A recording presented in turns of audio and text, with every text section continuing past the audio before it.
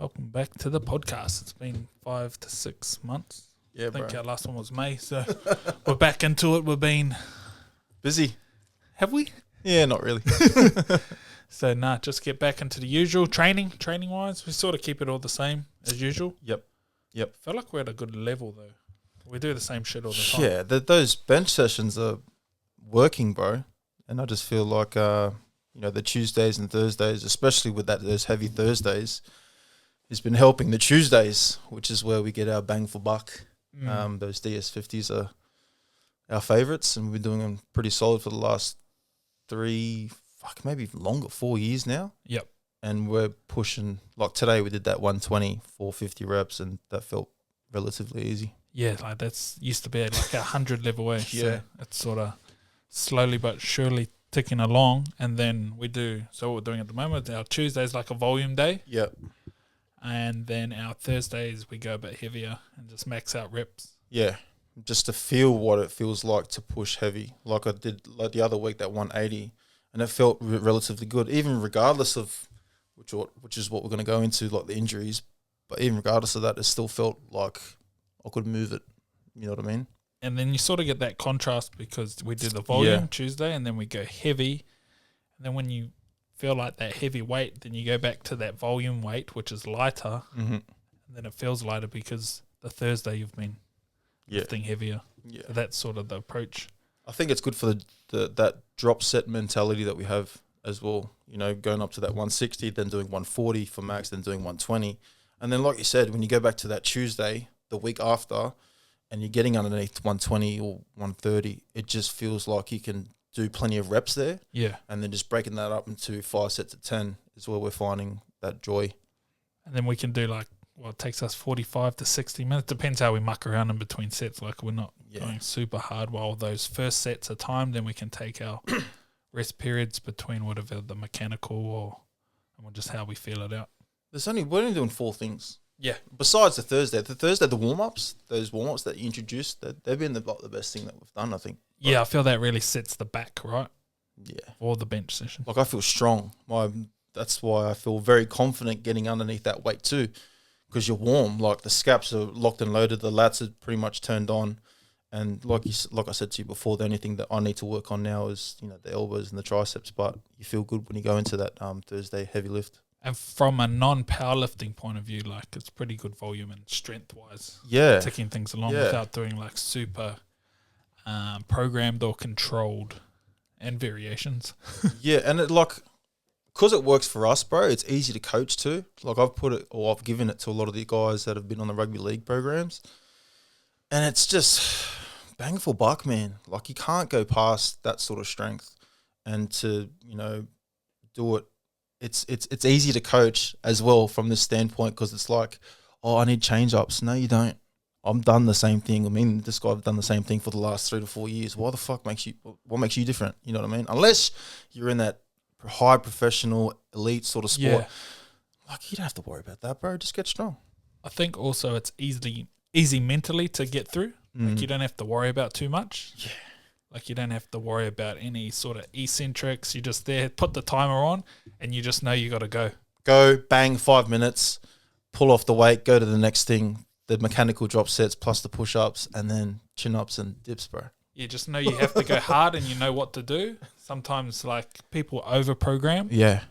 And then they want to do eccentric reps. They want to change every 4 weeks. Yep. But we've sort of found what works for us now. Yeah. We're not trying to be power lifters. Like we don't need no world records. And then sort of it still keeps us at a pretty good strength level compared to good strength level, bro. What is out there. And that system can be applied, I feel like, to anything, any style of training, really, especially with legs. Like I know you're doing DS50s on Monday, but if I applied those same principles to doing stuff for my legs as well, I feel like it would be it'd be harder, obviously, just with the knees and that, and just the way that the body's feeling at the moment. But yeah, the same principles can be applied to anything. Yeah, and being able to hit those 120s. Yeah. With I had a crap sleep last night. I was up at 2 till 4, fell asleep, had to get up early again to go drop the Xavier off to school, and then straight to the session, and still can hit that. Yeah. Like, your when you're sort of not like peaking or not, and like everything's lined up in a row, like shit sleep. Like I'm a big proponent of being able to train. I call it SAS mode now because I've been just going through all those SAS podcasts and everything. Like they can go 3 days doing missions in and out. I can like have a bad sleep and get a session done the next day. It's just that mentality thing too. Like you pulled me up before the session when you said, because I was going down that path too, bro. I'm like, oh, my body's sore. I'm like, nah, bro, SAS mode. I'm like, oh, yeah. But that's exactly what it is too, bro. Like, you got to have that ability to have that foresight or just know that those guys are weapons, bro. Like, when I watched that documentary that you sent me and I saw, like, how long they have to do things for, I'm like, bro, what's my excuse? There's no excuse here. And, yeah, once you sort of think like that, then 120 for 50 reps after a shit sleep is not that bad. You just you got to lock in for 5 minutes, 5 sets, 10 reps. Yeah, that's like, nothing. You can do it, like and then you've got like your like real volume out of the way, and then you can just go however you want for the rest of the session, and still maxing out on chins and dips and whatnot. But yeah, it ticks things along nicely. It's been so good having that SAS mode, bro, the last couple of weeks.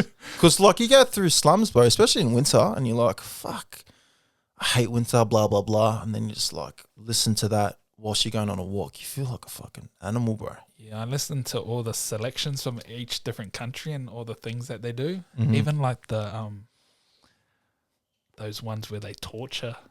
Yeah. They go through the torture training. Like they get like 36 hours no sleep in those stress positions, like where you got to sit or in a barrel or some shit like that, and then probably beaten up and that. Yeah. So if you can, so if there's, I just think, okay, I've got training, like compared to that, the limits are different. Yeah. I'm about a 2 out of 10. And that's about like a 10 out of 10. Like if that's a 10 out of 10, then I'm hardness of training or life is probably like 2 out of 10. Yeah, exactly right. And I put those guys up, like say all those special forces guys, up with like probably the MMA guys, that toughness, probably all fighters as well. Yeah, they train hard. Like even when we did we do boxing when we were doing our potties? I don't think so. We got into boxing for a little bit. We stopped during that time because I think there were so many things. I think I was moving then. I think we just stopped for a bit, bro. Boxing was fucking hard. Yeah, it was. Yeah, it was hard. Those Tuesday, Thursday sessions, on top of what we normally do. Yeah, it was good, but it was good to see what we're. It's good getting in the ring and just fuck. Well, that's when I started accepting. That's when all the I wouldn't say boxing was a red dress, but it was like fuck. I want to do more. I was doing football. That's what fucked me.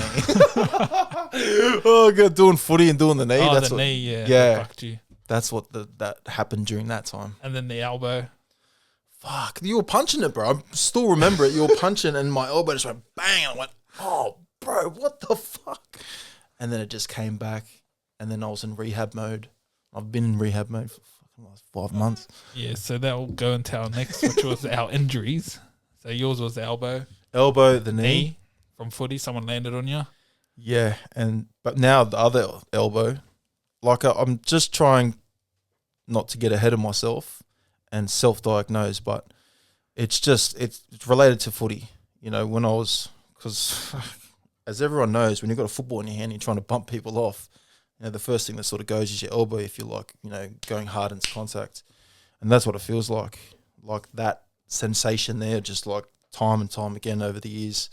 And now it's just coming back to bite me. But then the knee, as everyone knows, is just an old injury. Yeah, and then sort of hitting the elbow in boxing, and that boxing was good because we did a bit of like light sparring. Yeah, that was cool. Fuck, you think you're going all right, and then you get in the ring, and you're like, fuck, I don't know what I'm doing. Fuck? Yeah, it's like playing footy for the first time. Yeah, it's very intimidating. Back to under eights, like standing in front of someone. And someone's like, I'm going to punch you. And knowing that they're trying to punch you and you're trying to punch, fuck, it's different, bro. It's a lot different to footy. Lewis just chucked us in the deep end. Come on, brothers, get in there. Learning the punch for fucking 2 to 4 weeks, chucked me in the ring. I'm like, fuck, I don't know what I'm doing. But no, it's like, yeah, good experience. Yeah. Getting punched in the face is a lot different than, lifting weights. Yeah, and even like fucking tackling someone. Yeah. It's a lot different to that too. because it was a controlled environment too, and because we're not like experienced at all, and we're all like toddlers in the gym, on the fucking ring, sorry, you just sort of know what you're gonna get, which is a cool experience too, because you're like, fuck, man, if I was in the ring with anyone else that was good, you'd understand, like, you get your head punched in, and like, bro, you just don't want to fuck with those people, bro. yeah, gave me a new respect for fighting. So fuck, I would never want to meet someone in the street. And then you see all the professional fighters, like, they're at a whole nother level. Years and years of it, and they're just honed in. And like, you got to think about it too, bro. Like, for us, the target looks like it's a fucking huge, but for them, it's like they could probably touch something on your nose. You know, that's how good their eyesight is, or skill level is. So back to injuries. You? Oh yeah, I actually had my Achilles was playing up again. Mm-hmm. So I had to rehab that.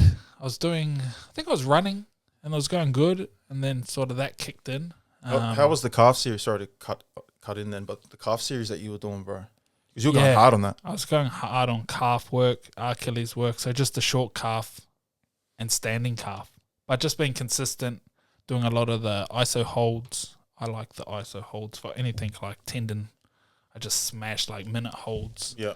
And then drop it down to 30-second holds, but super heavy. Yep. Sort of top range. And then I was just doing the standing calf.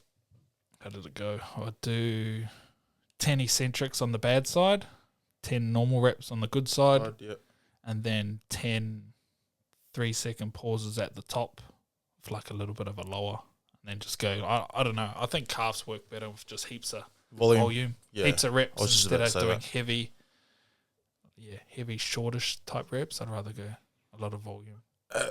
How long did it feel like you reacted from all that volume? Fuck, it took ages. Probably took 2 to 3 months to fix that, eh? Tendons take ages. Achilles takes longer because you're sort of walking on it all day as well. Yeah. So I'm back in the running probably the last 2 weeks, and it's fine now. So that's good. But then now I can't just go straight back into a lot of volume of running. That's my main hiccup that I do. So I feel good, and I'm like, fuck, should I just start off with 3 laps of the park? Old Goggins. Well, I can pump out 5, but just stay low. Yeah. Until it builds it up. Instead of just going hard and it sort of creeps back in. Probably a good lesson for everyone, to be honest, bro. Good to be under 100 kilos. Yeah, bro. Yeah, mad. Philippines? Yeah, I've been involved in it, bro. Like, my best mate from school. Yep. Talking rugby league. Yeah, rugby league. Rupert Zappi is his name. Went to Endeavour High School, played Roosters development with him from I think to SG Ball, and then he did his own thing for a while and just rekindled the relationship. And then he's been coaching the Admirals, which is the second grade side for Philippines. And then I just reached out to him. I wanted to get involved in footy, but sort of like on my own terms too, bro. Like, I find the whole season is a bit too much for my brain to handle, as you would know. I'm doing like the Maldives, it's a small block and then it's done. It's so much commitment, you don't realise it until you get back doing it. You're like, fuck. There's a lot of hours, like travel, then there's training, then there's after training, and there's maybe a few coaching calls and all that. There's game day, turn up early, and like it's volunteer work too, bro. Yep. And honestly, like I'm not doing it for the money or the exposure. I'm just doing it because I want to be a part of footy, and that was a different sort of mindset for me as well. And like I'm loving it, bro. It's just sort of brought the footy back into the brain, into the love. Obviously it's come off the back of coaching rugby league sort of specific style training as well, which has been good. So it's going hand in hand. But yeah, like the first game that we played against Macedonia was a good experience. We lost that game. Then we went up to Brisbane last weekend to play against India, which we lost as well. But yeah, now that I'm involved, I feel like, I'd love to be more involved over the next coming years. And plus, because Carter's fucking half Filipino, bro. Yeah. You know what I mean? He's got Australia, New Zealand, you can play for Maldives, and he can play for Philippines. So hopefully in the near coming future, Philippines can make that World Cup ranking and play on TV. So just all come back like everything footy-wise? Like it's still just natural, like bro. Back of the hand type thing, just second nature type. I get into those, as you would know, bro. You get into those zones where you're like coaching, and like I'll just like stop everything. And I'm like, bro, what the fuck is this? And then it just comes back naturally. All the things that you've learned over the years, and even the coaching that we've done sort of gives you that articulation, so you can explain it to people properly. Always felt like I struggled with that as well, but yeah, it's all come back fairly fast and fairly easy. And our last game against Malta this weekend, and then on to another year. And do you have to dial back, like, Yep. since you sort of have had a high level, and obviously Philippines is not at the level of NRL, so do you have to dial back your expectations? Yeah. And that's sometimes the hardest bit, right? That's the hardest bit, bro. Like even going back and playing A grade too. Like when I left NRL and went back to play A grade, everything takes a lot more time to get through. You know what I mean? From the gameplay, from explaining stuff to players, from making sure players are with you on certain things. The same thing applies for Philippines as well. All the little things aren't there, eh? Like the push up and bro, might be a drop ball. You like get frustrated too. I'm sitting on something like, oh my god, like how could you miss that? But once again, they're like 2 seconds behind the ball for everything, in my opinion. And I'm not trying to shame Philippines. It's more like that's that 2 seconds that we can make up over the coming years, which is important to know. But like, yeah, the certain levels of individual players is a lot different as well. Yeah, I find when I was coaching, I don't know, young guys, somehow you just realise as when you're a coach and they go out on that field and you got no control over anything. You just like, it's all out of your hands, right? Just like that. Fuck. Everything I said just went out the fucking door. Yeah, you can say and do all the training, but it's sort of always up to those guys to, execute. That's why I feel like in those grades, even like lower grades, the more simple that you can keep anything or everything, then the easier, bro. Don't try and play NRL. Don't try to play NRL, bro. Try to play your own style of football, whatever works for your team. Make sure everyone's on the same page with everything, not even like footy, with trainings. Everyone's on the same page with merchandise and preparation and management and the people where we're playing, blah, blah, blah. Fuck, it's a lot easier. Nice. We'll go into our little carnivore challenge we went through. What month did we do? We did September. Yeah, we did the whole of September. Carnivore was good. Had a good crew that came through. Everyone lost about 5 to 10 kilos type thing. Bro. So, yeah, it was good to take a crew through it, right? And then we had like a little group chat where everyone would just pump through their meals. Yeah. And then we sort of had that accountability factor where, I don't know, I just find it's easier when, everyone else is doing it. When I have that accountability there, even for me to do it, I'm rock solid. Yeah, I love it. Whereas if you don't, then, you can always fall off a little bit. I loved it, bro. And there were plenty of different ideas on there too. Yeah. Because I jumped in the group chat as well. And guys were, drying meat. Guys were showing different styles of meat that they were eating, and everyone's just pumping through images of food and that. And it was cool. It was it's inspiring too, bro. Wanting to be in that group chat, wanting to be in that crew, and then seeing the results. For myself, I dropped like 7.5 to 10 kilos. Yep. And obviously a lot of it's just from removing the carbs and removing the body, the water weight. But at the end of the day, bro, that's like good numbers to lose. Yeah, I like how cognitively it sort of makes you feel no sort of brain foggy. Yeah. No tiredness, really. That's what I like about carnivore, and just having that structure. So there's nothing worse of fucking smashing some food and feeling shit, Once again, it's just a simple form. Just like we said about the footy shit, the more simple that you can keep it and the easier it is to follow. Yeah, it's just a simple way to be in a calorie deficit sometimes. Bro.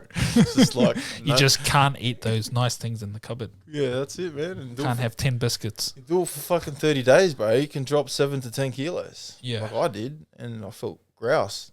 And to be honest, my game plan after it was it, Shay. That's why I'm probably going a little bit back up. But at the end of the day, I always know Carnival's going to be there. And just like these guys that have jumped on as well. Yeah, it's just that good to have a tool in the, the belt. The back pocket. Yep.